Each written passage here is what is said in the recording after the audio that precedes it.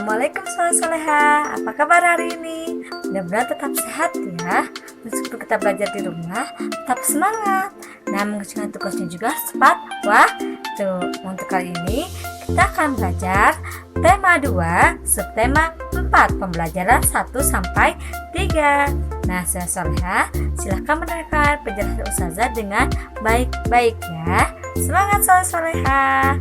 Nah, soleha, boleh buka buku paketnya subtema 4, tema 2 ya, yaitu yang menyayangi hewan. Nah, di sini pembelajaran 1, Ustazah akan menjelaskan bahasa Indonesia ya. Kemarin kita sudah belajar tentang wawancara. Nah, sekarang kita akan belajar bahasa Indonesia tentang menyusun daftar pertanyaan wawancara.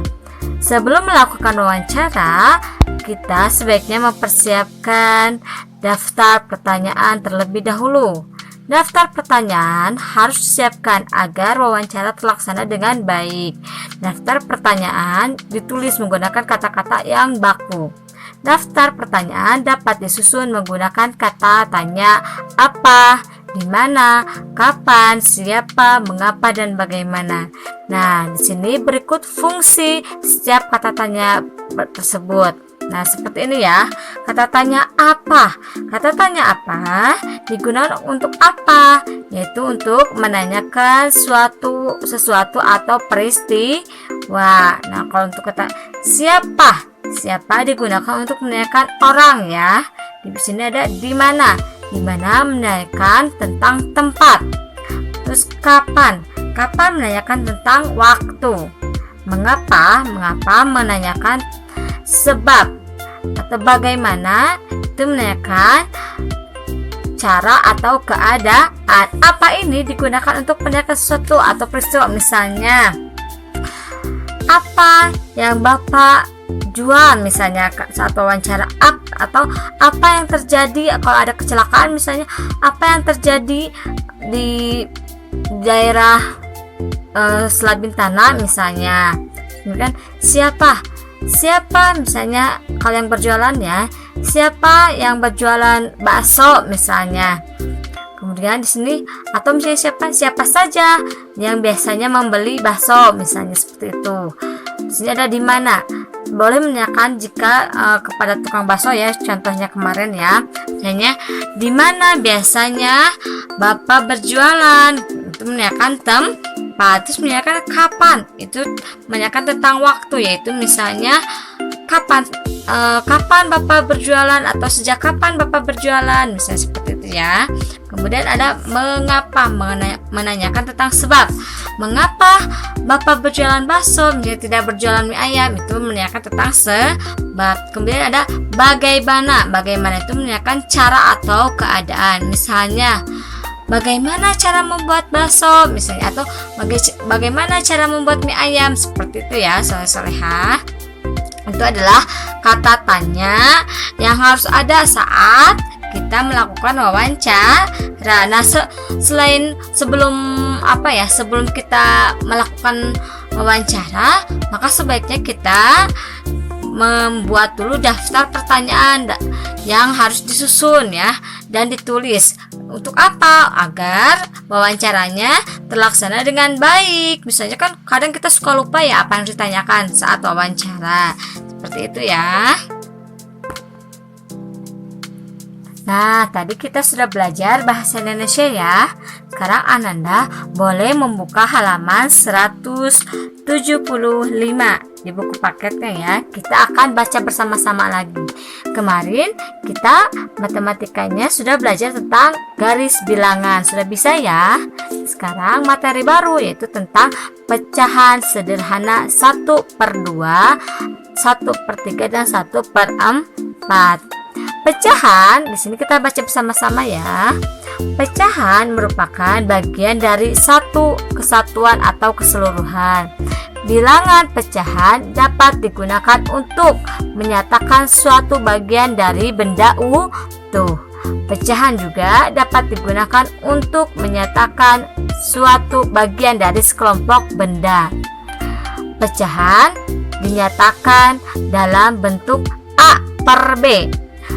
dengan A dan B bilangan cacah, serta B tidak sama dengan 0. Pada pecahan A per B atau A itu disebut dengan pembilang dan B itu disebut dengan penyebut. Nah, yang di atas pernya itu disebut pembilang dan yang di bawahnya per itu disebut penyebut atau A per B. Sebutnya A-nya itu disebut pembilang, B-nya disebut penyebut. Contohnya misalnya 1/2. Nah, ini adalah satunya itu adalah disebut pembilang. Pinter, pembilang.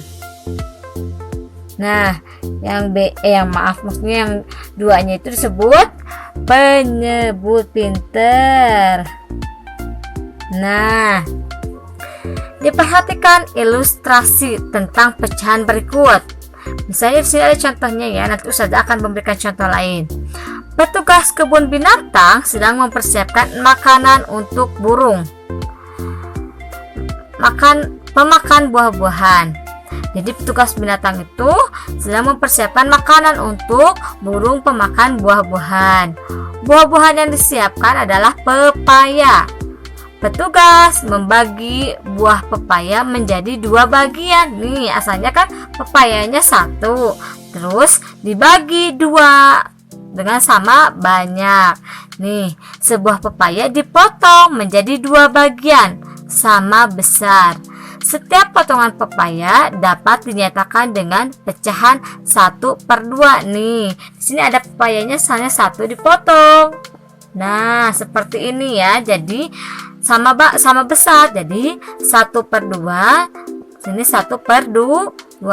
Nah, 1/2 dibaca dengan 1/2 atau setengah. Jadi dalam 1 potong pepayanya itu disebutnya setengah atau 1/2. Nah, karena dibaginya 2 potong bagian seperti itu. Kemudian 1 buah pepaya lagi dibagi menjadi 3 bagian. Nih, ada 1 pepaya dipotong 3 bagian. 1, 2, 3. Nah, sebuah pepaya dipotong menjadi 3 bagian sama besar.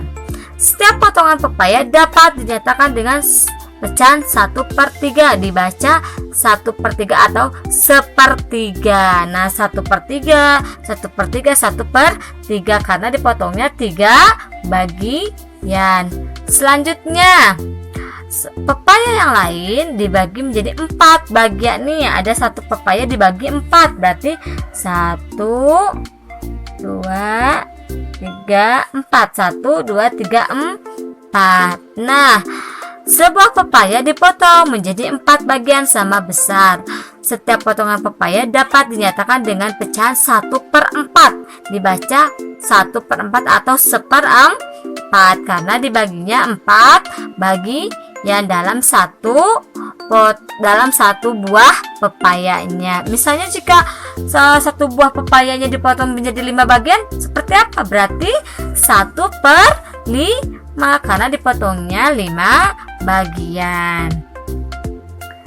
Nah, sekarang saya Soleha boleh dibuka halaman 176. Di sini ada pecahan 1/2, 1/3 dan 1/4 dapat dinyatakan dalam bentuk gambar pecahan tersebut. Menyatakan maksudnya dalam bentuk gambar seperti 1/2 dalam bentuk gambar, 1/3 dalam bentuk gambar, 1/4 dalam bentuk gambar. Pecahan tersebut menyatakan besar bagian yang diarsir dari gambar utuh. Berikut ini contoh pecahan dalam gambar. Misalnya di sini ada ya tadi pecahan 1/2. Di sini ada lingkaran dibagi 2. Dibagi 2 ya. Berarti di sini ada berapa? Setengah dan setengah atau sepotong dan sepotong. Berarti ada 2, 1, 2. Yang satunya diarsir berarti 1/2. Kemudian ada bentuknya kotak, yaitu dibagi juga, arsirnya 1. Berarti di sini 1/2 karena kotaknya ada 2. Kemudian ada di sini kotak lagi sama seperti ini ya. Ini juga 1/2 karena yang diarsirnya cuma 1 dalam 2 kotak. Kemudian yang pecahan 1/3, ada lingkaran, ada kotak, ada segitiga. Di sini lingkarannya yang diarsinya berapa? 1. Dari berapa kotak? Dari 3 kotak, berarti 1/3. Kemudian di sini ada kotak lagi yang diarsinya 1. Dari berapa kotak? 1, 2, 3, berarti dari 3 kotak yang diarsinya 1, berarti 1/3. Seperti itu ya. Kemudian di sini ada pecahannya 1/4. 1/4 itu di sini yang diarsinya ada berapa? 1. Yang diarsinya 1. Dari berapa kotak? Dari 4 kotak. 1, 2, 3, 4, berarti 1/4. Yang ini juga sama seperti itu. Nanti Ustazah akan berikan contoh lainnya. Nah, di sini ada contoh lainnya seperti tadi ya. Di sini ada ibu membuat potongan kue bolu. Ini ceritanya kue bolu ya, dibagikan kepada 2 anak sama banyak, berarti dapatnya berapa? Setengah. Di sini ada 1/2 karena yang diarsinya 1 ini dalam 2 kotak. Nah, di sini ada berapa kotak ini? Ada 3 kotak. Tapi yang diarsinya berapa? 1 dalam 3 kotak, berarti 1/3. Kemudian di sini 1, 2, 3, 4, ada 4 kotak. Yang diarsinya berapa? 1, berarti sini 1/4. Seperti itu. Kalau misalnya di sini pengennya ada yang diarsinya, berarti ada berapa? Misalnya ada 2 misalnya ya. Ustazah arsir dulu sebentar ya, Soleh. Nah, yang diarsirnya misalnya 2, berarti gimana ya Ustazah? Berarti di sini ada 2 per berapa? Terus di sini 2 per ada berapa kotak? 1, 2, 3, 4, 5. 2/5 seperti itu. Nah, soleh-solehat, tadi sudah ya kita belajar matematika tentang pecahan. Sekarang kita belajarnya SBDP. Nah, minggu kemarin kita sudah belajar SBDP ya tentang batik. Sekarang kita akan belajar lagi SBDP. Soleha boleh membuka halaman 177. Di sini kita bisa lihat. Nah, belajarnya ke SBDP ini tentang alat mewarnai dan teknik pewarnaan. Kemarin sudah belajar ya.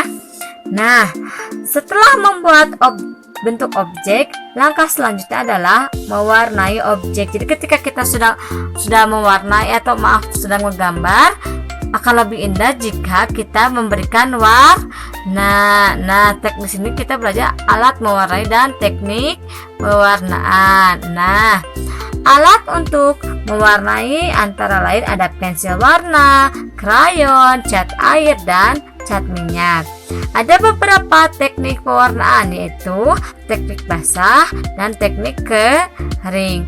Teknik basah adalah mewarnai dengan menggunakan air atau minyak sebagai pencampur untuk pewarna.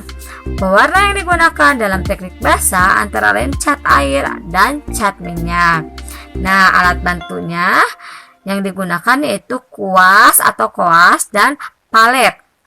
Sementara dalam teknik kering adalah mewarnai dengan langsung menggoreskan pewarna. Pewarna yang digunakan contohnya pewarna pensil warna dan krayon. Nah, kalian sering ya mewarnai dengan krayon dan pensil warna.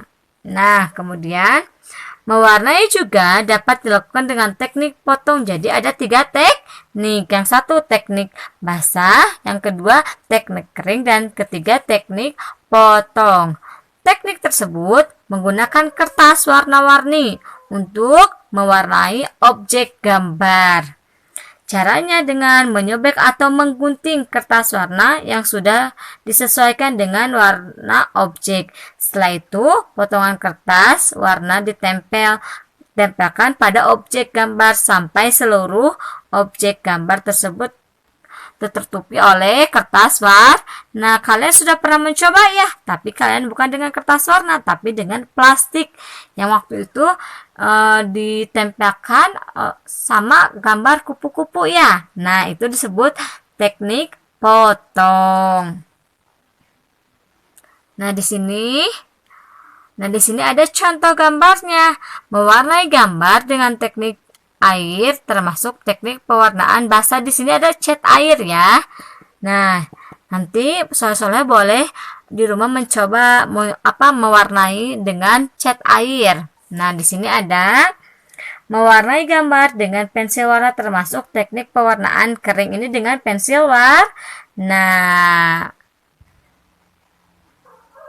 Nah, sekarang kita lanjutkan ya soleha di halaman 178.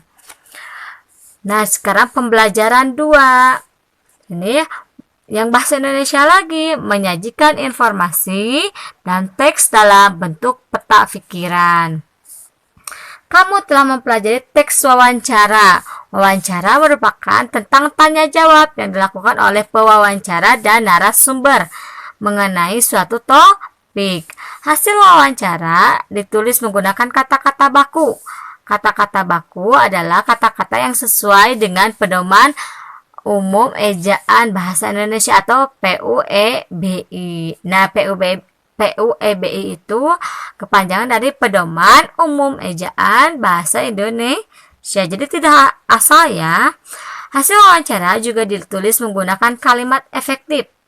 Teks hasil wawancara dapat disajikan dalam bentuk peta pikiran. Peta pikiran berisi informasi penting yang ditulis dalam diagram. Nah, di sini selanjutnya, di sini nanti kalian boleh menuliskan cara merawat kucing. Nah, di sini sebutnya peta pikiran. Nah, ini cara merawat kucing ada 3 peta pikiran. Nanti kalian boleh isi ya.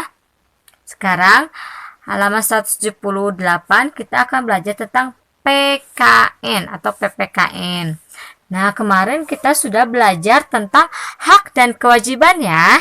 Di dalam keluarga hak dan kewajiban seseorang itu berbeda-beda. Nah, sekarang kita akan belajar manfaat berbagi peran saat melakukan kegiatan di rumah.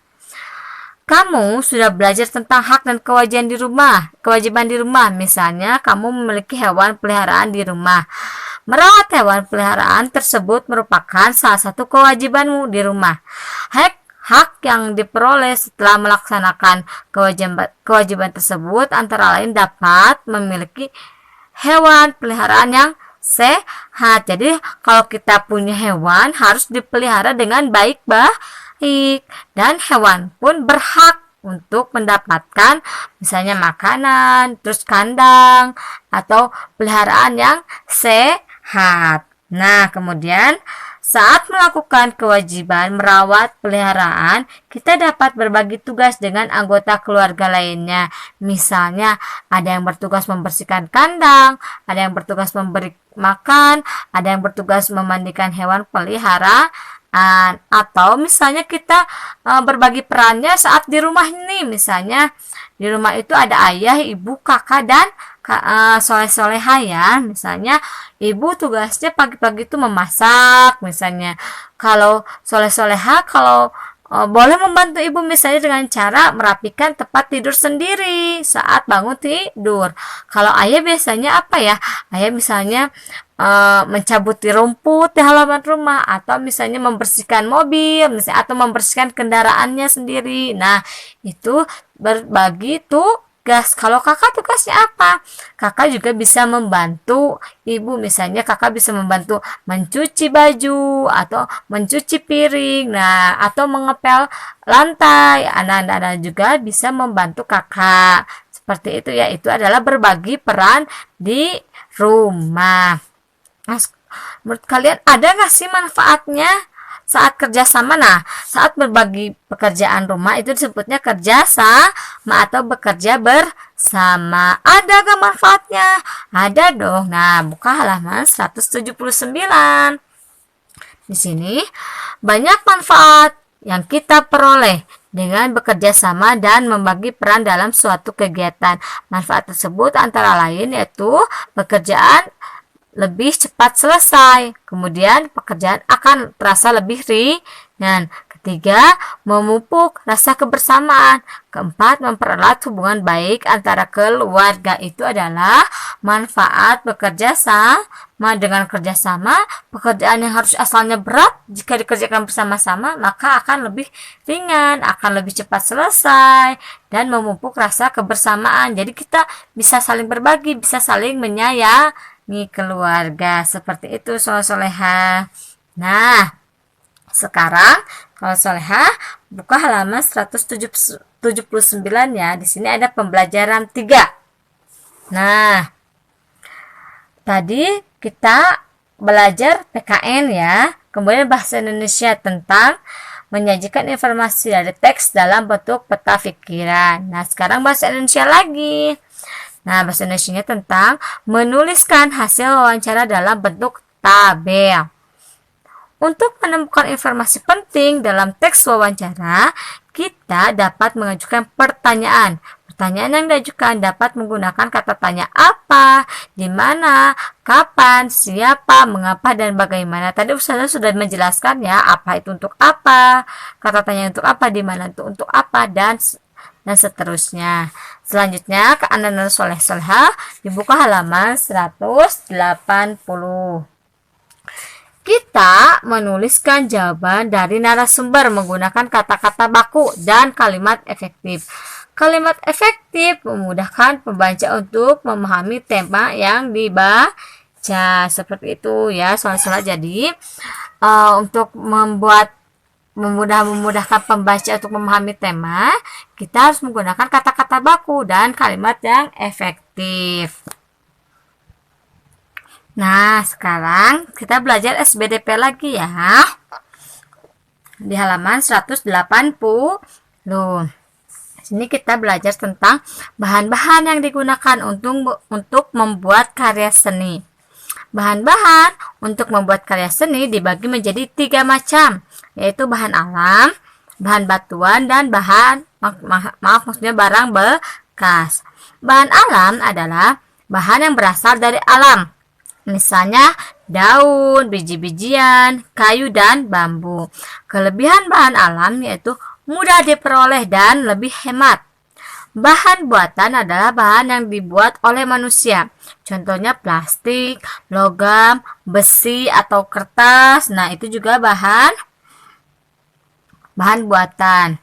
Nah, atau misalnya ada barang bekas, adalah barang yang sudah tidak dipakai tetapi masih bisa digunakan kembali. Contohnya kaleng, kain perca, kardus, dan botol plastik.